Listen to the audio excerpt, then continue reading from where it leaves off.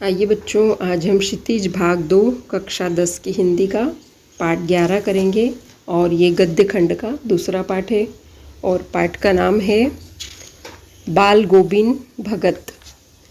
इसके लेखक हैं रामवृक्ष बैनीपुरी। रामवृक्ष बैनीपुरी का जन्म बिहार मुजफ्फर ज़िले के बैनीपुर गांव में हुआ था 1899 में।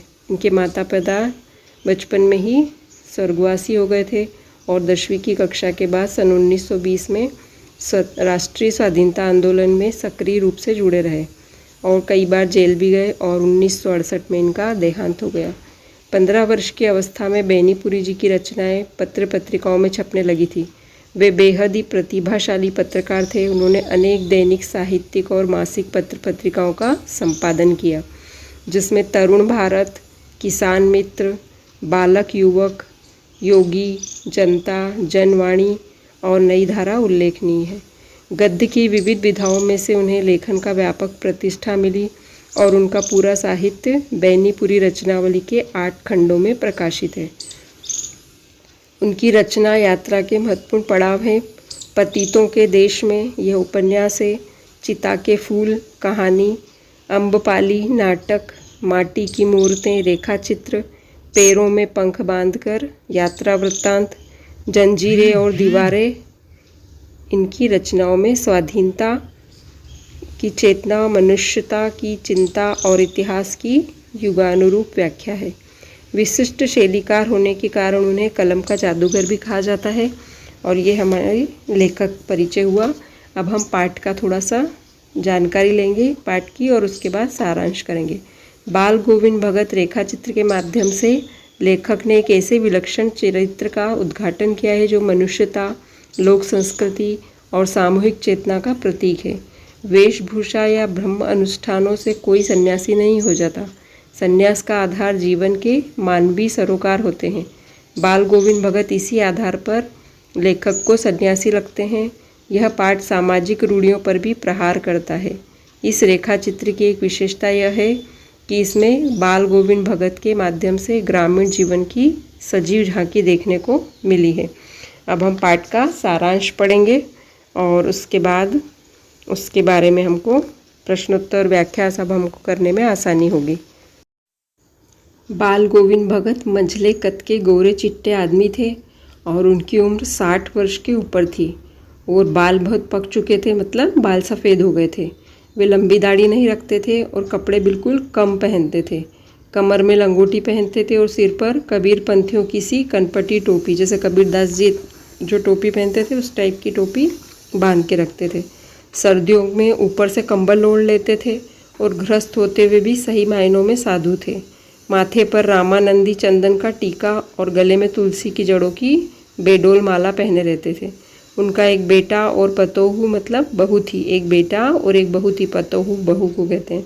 वे कबीर को साहब मानते थे, किसी दूसरे की चीज़ नहीं छूते और न बिना वजह किसी से झगड़ा करते थे। उनके पास खेती बाड़ी थी और साफ सुथरा मकान था। खेत में जो भी उपज होती उसे सबसे पहले सिर पर लादकर कबीर पंथी मठ में ले जाते और प्रसाद स्वरूप जो भी मिलता उसी से गुजर बसर करते थे। वे कबीर के पद का मधुर गायन भी करते थे। आषाढ़ के दिनों में जब समूचा गांव खेतों में काम कर रहा होता था, तब बाल गोविंद पूरा शरीर कीचड़ में लपेटे खेत में रोपनी करते हुए अपने मधुर गानों को गाते रहते थे और उनकी अंगुली एक एक धान के पौधे को पंक्तिबद्ध, मतलब बिल्कुल सीधी सीधी लाइन में खेत में बिठा रही है। उनका कंठ एक एक शब्द को संगीत के जीने पर चढ़ाकर, कुछ ऊपर जीना मतलब चढ़ाओ, उस पर चढ़ाकर स्वर्ग की ओर भेज रहे हैं और कुछ को पृथ्वी के नीचे मिट्टी पर खड़े लोगों के कानों की ओर। ऐसा लग रहा है जैसे वो जो गाना गा रहे हैं उसकी जो ऊपर की तान है वो स्वर्ग में जा रही है और नीचे जो गीत गा रहे हैं वो नीचे खड़े मिट्टी में लोगों के पास जा रहे हैं। बच्चे खेल रहे हैं, वो झूम उठते हैं उनके गानों पर और औरतें भी उनके साथ धीरे धीरे गाती है। उनके भी होंठ काँपते हैं और गुनगुनाने लगती हैं वे। और जो उनके साथ काम करते हल चलाने वाले लोग, उनके भी पैर ताल ठोकने लगते, जैसे कोई गाना बजता है तो पैर हिलता है ना, वैसा उनके साथ भी होने लगता है।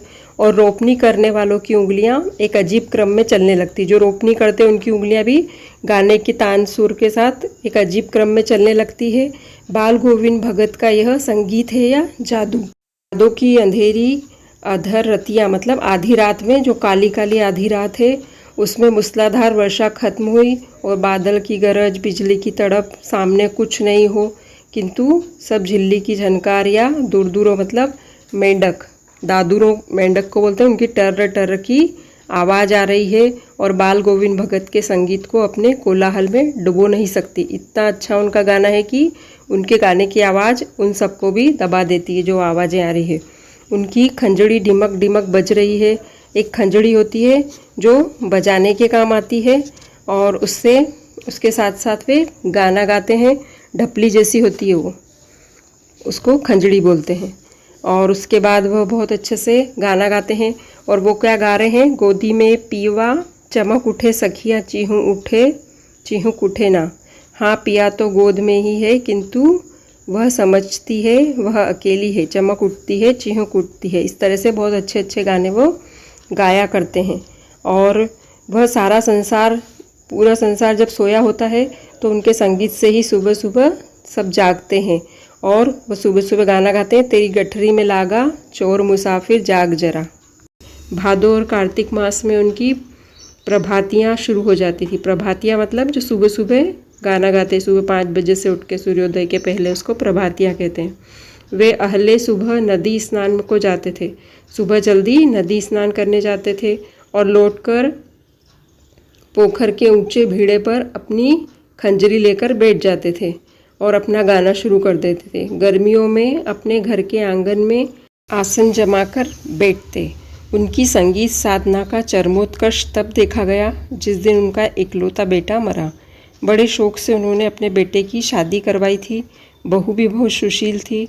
उन्होंने मरे हुए बेटे को आंगन में चटाई पर लिटाकर एक सफ़ेद कपड़े से ढक रखा था तथा उसके ऊपर कुछ फूल बिखरे हुए पड़े थे।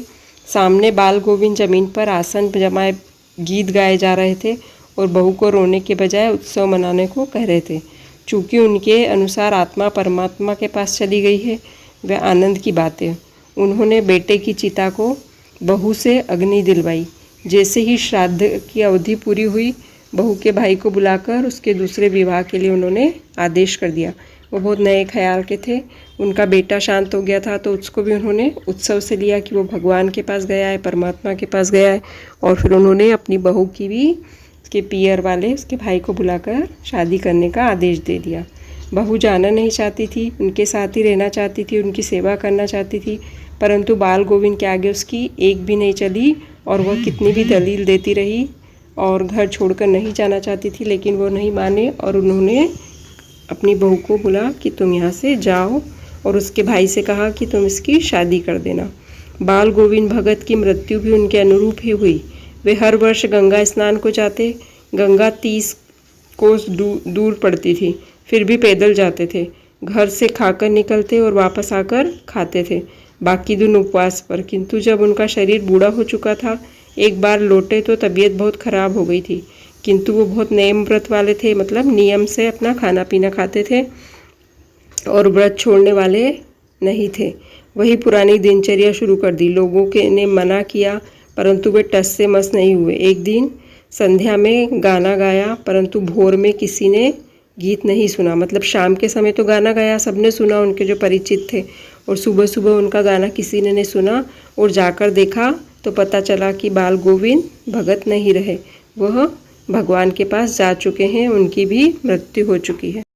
प्रभातियाँ मुख्य रूप से बच्चे को जगाने के लिए गाई जाती हैं। प्रभातियों में सूर्योदय के समय कुछ पूर्व से लेकर कुछ समय बाद तक का वर्णन होता है। प्रभातियों का भाव क्षेत्र व्यापक और यथार्थ के अधिक निकट होता है।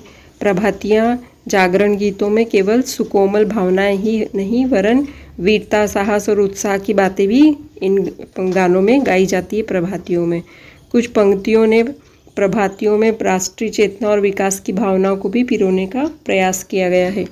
और इस पाठ के शब्दार्थ हैं: मंझोला न बहुत बड़ा न बहुत छोटा, कमली कंबल, पतोहू पुत्रवधू या बहू, रोपनी धान की रोपाई, कलेवा सवेरे का जलपान, पुरवाई पूरब की ओर से बहने वाली हवा, अधरतिया आधी रात, खंजड़ी ढपली के ढंग का परंतु आकार में सबसे छोटा एक वाद्य यंत्र, उसे खंजड़ी बोलते हैं।